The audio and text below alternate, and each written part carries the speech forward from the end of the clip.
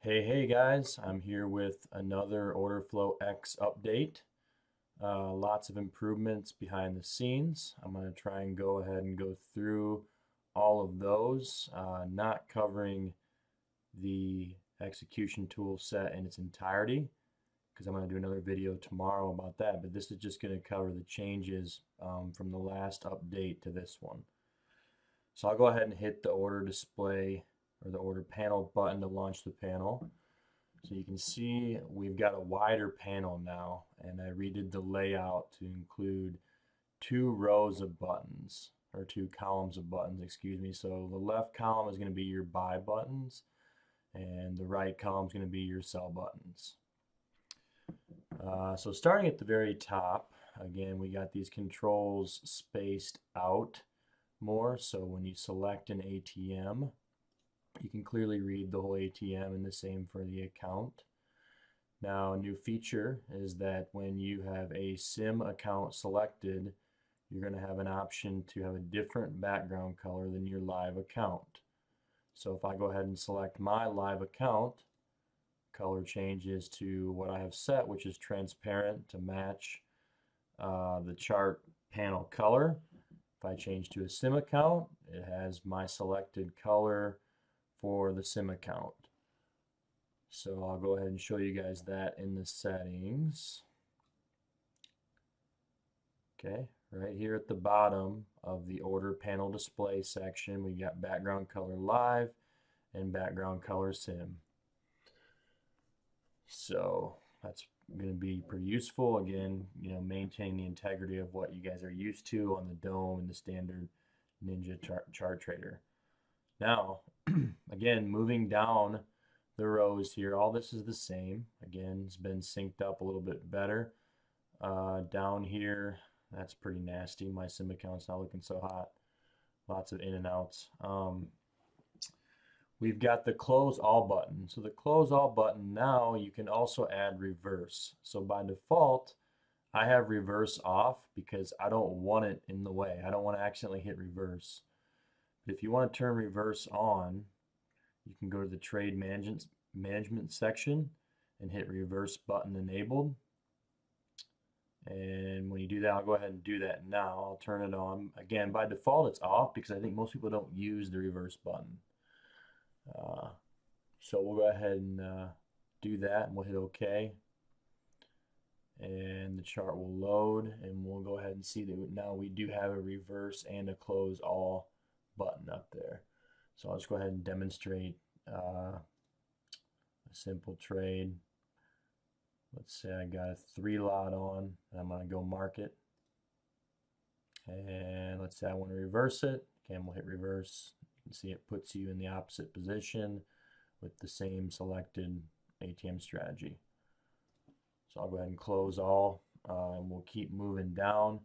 The market buttons, again, are the same. Just buy and sell market, again, linked to this ATM. All the trades are linked to the ATM selected up here. You also have your option for limit orders. Now, these are just like the standard chart trader buttons, except improved in my opinion. So buy limit 0, what's it going to do? It's going to put the order at the ask price for an immediate fill. So if I do that, I'm filled immediately because the order went in at the ask price. Now, in most cases, you will be filled immediately. Now, let's say that you want to go for one tick better. A limit by 1 is going to put the order one tick below the ask price. So what does that do? It requires really a one tick pullback to get you filled. So if you see that,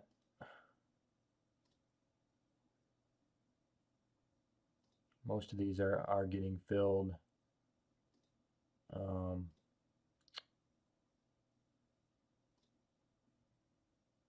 immediately, probably because of the spread and the simulator. And then the opposite for the sell. You can do a limit 0, which is going to place a sell limit at the bid for an immediate fill. and a limit 1 is going to place your order 1 tick above the bid. So you can see how that works. Now I'll go ahead and change the settings here to show you guys how you can adjust this. So if I were to go in here and I scroll down to the limit entry orders 2 section and change the offset to 3 ticks and hit OK, I'm going to get limit 3 buttons now instead. So now if I hit buy limit, okay, it's going to put my order 3 ticks below the ask price. And same thing with the sell limit, 3 ticks above the current bid price. So you can adjust those buttons to your liking. Again, limit 0 is going to be just like market, but trying to get you in with no slippage. And then your second set of limit buttons is kind of to get you into a trade that requires a bit of a pullback or trade through to get filled. Now, just like the rest of these modules, you can turn off any individual module. So let's say, for example, I like the limit 0 buttons, so I know I'm not going to need the market buttons, so I'll turn those off. And I want limit 0 and limit 2 buttons. I know I'm not going to be using the close entry buttons on this chart. That's more of a Renko thing for me personally. So I'll just turn that off for now to get those out of the way. I'll leave the click entry. I like that. I'll leave the stack and the bracket. So again, turned off the market, turned off the close. So if I hit OK, I get my chart to reload and I get my customized panel the way that I want it.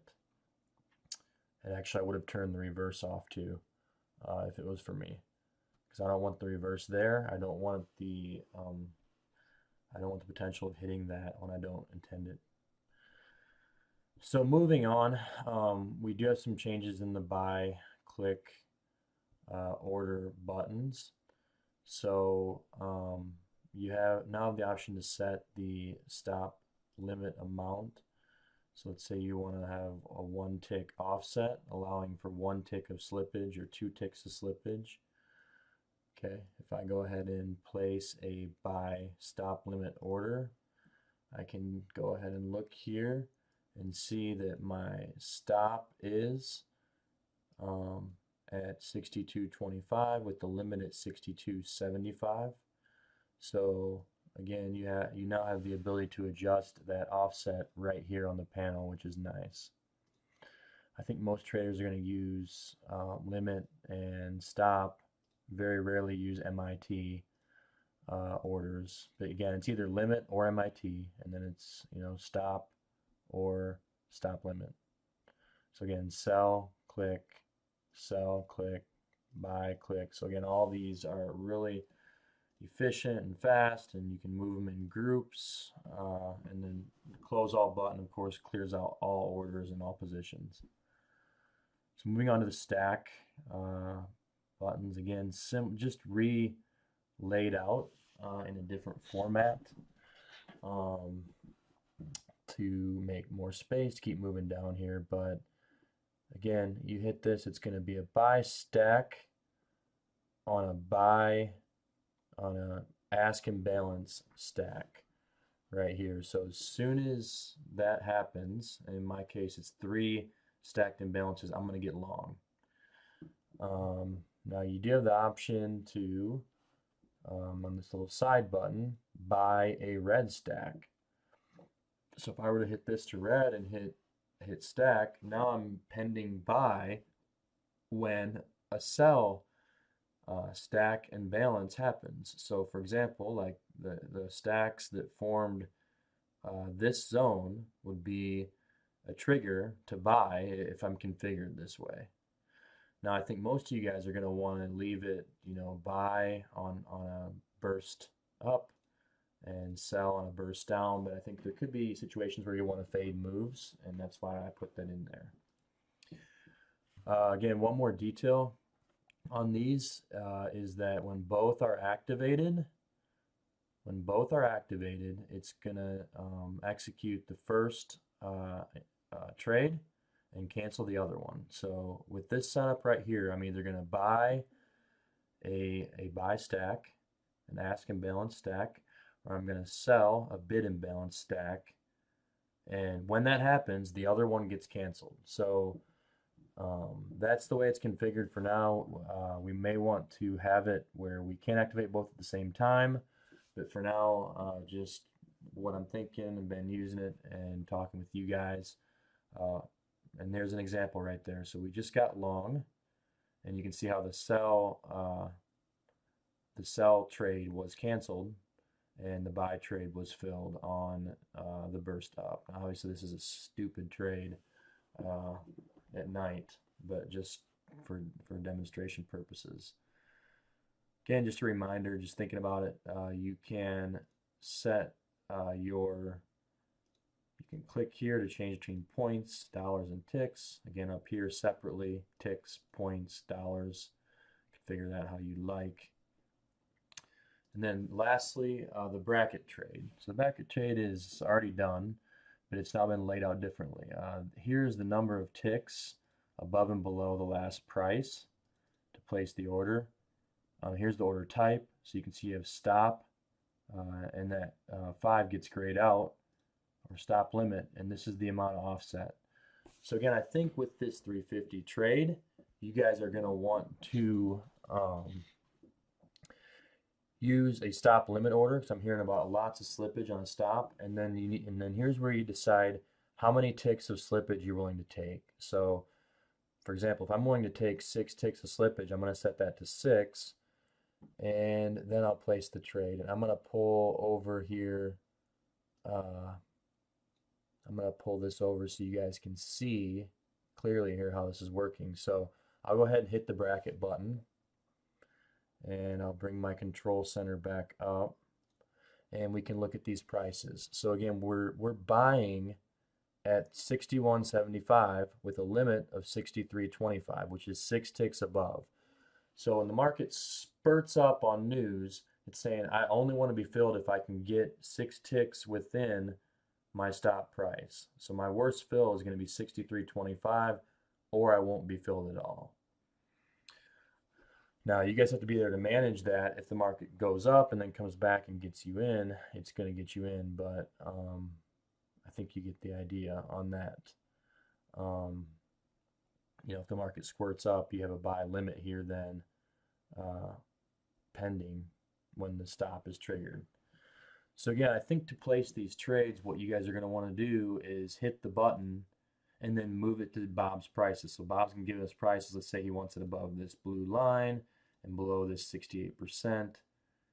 Pretty easy. You hit the button, you move the orders in place. Again, click to drop, click to pick it up, click to drop, and you're good to go. So yeah, I think that's a summary, and I feel like this is a huge improvement on the existing layout and a great place for us to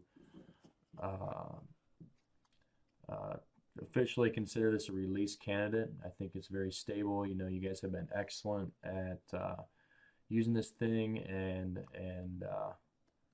really looking for any potential problems, and it's been working great. And I think it's going to be an awesome tool for us in the Veritas trade room.